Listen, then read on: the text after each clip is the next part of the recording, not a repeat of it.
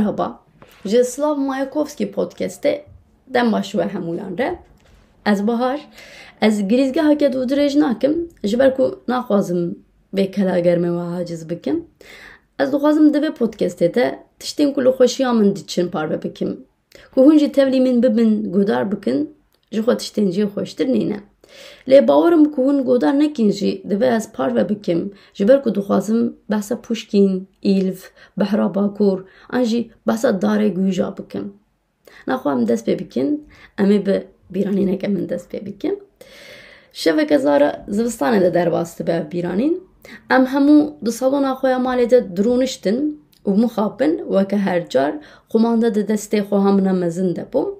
Xweha min di nav kanalên televîzyonê de ketibû nav zapeke dûvdirêj de. Dema ji kanalekî derbasî yekê dîbû, çavê min bi manzereyekî ket. Qadeke mezin û tariya bajarekî bû. Berftibariya, insanan ji serî heya binî reş li xwe kiribûn. Li ser qeşayê bi patenên xwe dişemitîn bawerim û sat serê min de maye. Bîbîkên çavê min mezin bûbûn û min ji xweha xwe re got: ji kerema xwe re, tu dikarî li ser vê fîlmî biseknînê? Lê helbet, xweha min biya min nekir û li wî alî jî nemêzand ku kêfa wê ji çi re hatibe, wê şevê jî li wan tiştan guhdarî kir. Lê min ne ew şev ne jî ew dîmen ji bîr nekirin. Piştî gelek salan hûn dizanin berê Tumblr hebû û demekî popüler bû. Hesabekî min Tumblrê jî hebû. Di Tumblrê de min li hîn fotoyên sed salan ozdemîn dimêzan. Di nava wan wêneyan de yekî bala min kişan, min wêne vekir, nêzik kir. Hücreyên mejiyê min zû bi zû xwe gihandine hevdû. Gotin erê, ev fîlmê ku te di televîzyonê de dîtî bûye. Min ew fîlmê ku bi salana meraqa wî dikir, êdî dîtî bû. Derhener Marte Fiennes kişandibû û senaryo ji poema dîrokiya nivîskarê navdar Alexander Pushkin a bi navê Yevgeni Onegin hatibû wergirtin. Di atmosfera sed salan ozdemîn de li St. Petersburgê di bin tîrêjên tawa Bakur de derbas dibû. Dema ez behsa vê yekî jî dikim, hênîkayê belave mezela min dibe bi rastî. Her der hênîk dibe dema behsa serma û qeşayê dikim. Em bi fîlm devam bikin. Fîlm bi qehremanê me yê sereke Onegin dest pê dike. Onegin tewteweyekî, züppeyekî dewlemendî ji xwe qaîl e. Rojekî tê mala apê xwe ku li derveyî St. Petersburgê de jî apê wî û li wir keça bi navê Tatyana nas dike. Tatyana keçeke ji Çîna navî ne û bi gelemperî bi xwendina pirtûkan re alaqedar e. Lê bibêne vê dilekî wê jî heye û Tatyana dil dikeve Onegin de. Tatyana keçeke bi cegel e û wê devrê keç zû bi zû nameyên evînê ji bo mêran nanivîsin. Lê ew dirajê pênûsê û nameyekî ji bo Onegin dinivîsêne ku ev name heta niha jî yek ji nameyên herî navdar ê wê jêya Rûsî tê qebûl kirin.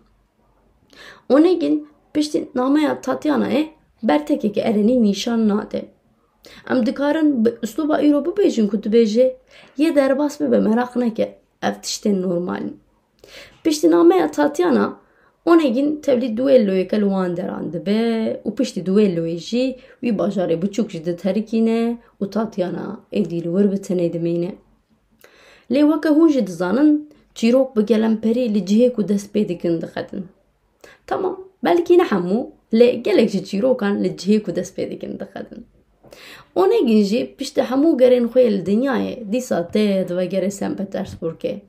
Bajarê ku niha êdî Tatyana jî lê dijî. Vegerîn hesteke ecêb e ji bo Onegin. Ji ber ku Onegin ne karaktereke ku zû bi zû li cihekî vegerê ye. Lê nikarê xwe û dîsa di vegerê St. Petersburgê vê hestê yani vê hesta vegerê bawerim herî baş kavafîs bilev dike. Vegera li bajarekî kavafîs di helbesta xwe ya bi navê bajar de dibêje tu welatekî nû nabîne behrên nû yê her li peytevê yê te bişopîne ev bajêr. û bi vegera Onegin re êdî fîlm ber bi aliyekî dîve diçe ku em ê wî li vir bihêlin ji ber ku dewamkirina li çîroka fîlm yê me ber bi spoyiyên mezin ve bibe. Em naxwazin vê yekê bikin. Pushkin bi gelemperî bi pirtûka xwe ya bi navê keça Kapîtan tê naskirin li wê jêya cîhanê jî. Dema mirov vê pirtûkê dixwîne di derbarê dîrok û erdnîgariya Rûsyayê de rastî gelek hûrgiliyan tê. Piştre fêr bûm ku ev pirtûk yanî keça kapîtan demekî rastî sansûra çar hatiye heta demeke dirêj.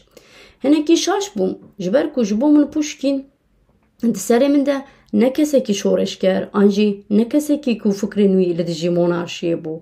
Ji bo min Puşkin nivîskarê çîrokên romantîk bû, esîrzadeyek bû, çawa tevlîvan karan dibû. Lê helbet ne wekî ku min lê difikirî bûm.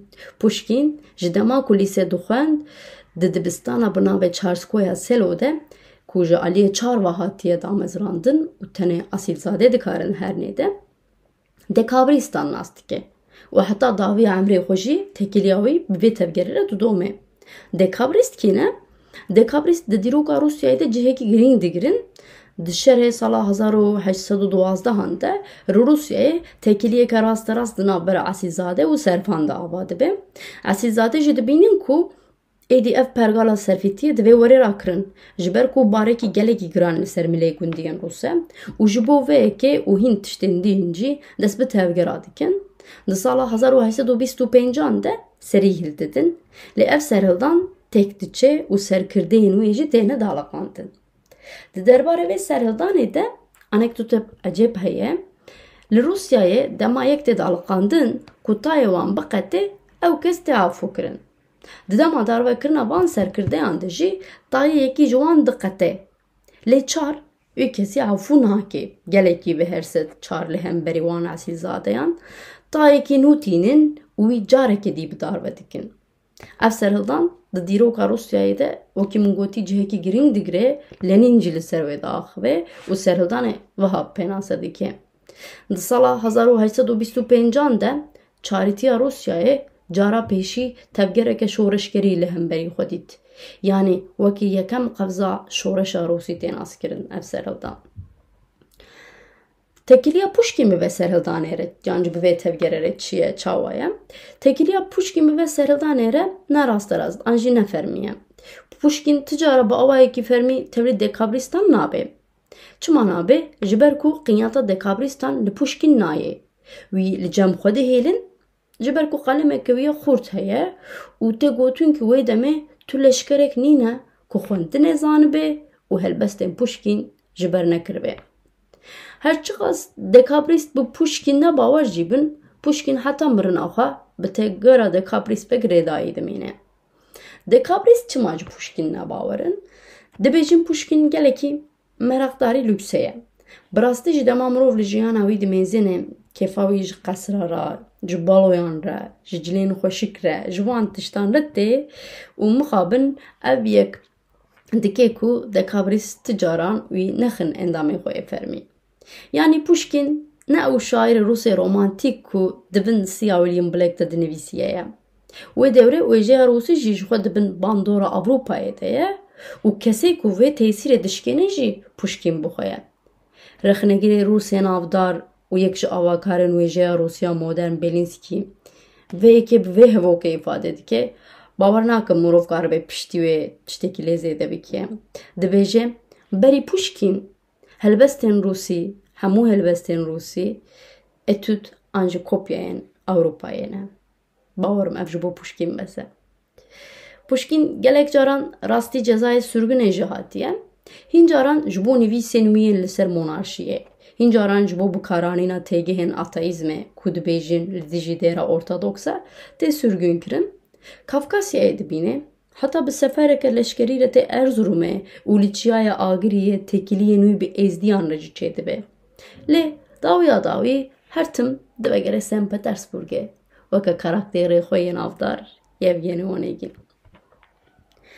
Puşkin di sala 1837 de di duelloyekî de tê kuştin ku êdî ev duello weke suîkastê tê binav kirin. Gelek kes hene bi rastî ku jê hez nakin û ji wan yê herî navdar û bêhez jî ji xwe çar bixwe ye. Lê mirina wî di nav gel de nayê qebûl kirin. Gelekî jê hez dike û hers dibe dema mirina wî dibihîze. Çar bi awayekî mecbûr dimîne, cenazeyê wî direvîne û veşartî dibe li gundê wî dibeşêre. Mirina wî di wêjeya Rûsî de navekî nû derdixêne pêş. Lermontov. لرمونتوف هلبستێکی لەسەر مرناوی دنویسێ و ئەو هەلبەست بە ئاوایەکی ئیللەگال دشەوێکیدا لەگەلێک باژارên Rûsyayê belav dibe. Lermontov her wiha tarzê wî yê nivîsê jî didomîne ku hûn li romana wî ya binavê qehremanekî zemanê me mêzênin hûn dikarin tesîrên Pushkin bi awayekî zelal li wir jî bibînin. Me Pushkin dibin a xesara gundê wî de hêlîşt. Li wêjeya Rûsî wî li wir nawehêle helbet. Piştî mirina wî 43 salan şêveke biranînê ji bo wî saz dike. Bawerim vê şêvê Turgenev bixwe saz dike. Navbera Turgenev û Dostoyevskî ne baş e, ji hevdû hez nakin. Lê dîsa jî Turgenev bangî Dostoyevskî jî dike. Dostoyevskî dema mafê axaftinê tê wî bi qevzên biçûk hêdî hêdî ber bi kursî ve diçe û wiha dibêje. Ji bo Pushkin ew serseriyê me yê Rûsan e ku tu kesî nikariye me Rûsan bi qasî wî zelal vebêje û her wiha lê zêde dike Pushkin peyxemberê me ye ku ji pêşê rojê xeberan dide. Îro li gelek bajarên Rûsyayê peykerên Pushkin hene ku rojekî rêya we bi Rûsyayê bikeve li derdora xwe baş binêrin. Belkî hûn jî rastî peykerekî wî an jî qehremanekî wî werin. Me bi Pushkin dest pê kir îro ji ber ku ew destpêka hemû destpêkan e. Ku ez behsa wî nekim bawerim hemû tişt yê ji nîvî dest pê bikirana. Kêfa min ji destpêkên rastî re tê, ne jî yên nîvî. û destpêka herî xweşik jî Pushkin bixwe ye. Heta beşeke din bimînin di xêr û xweşiyê de.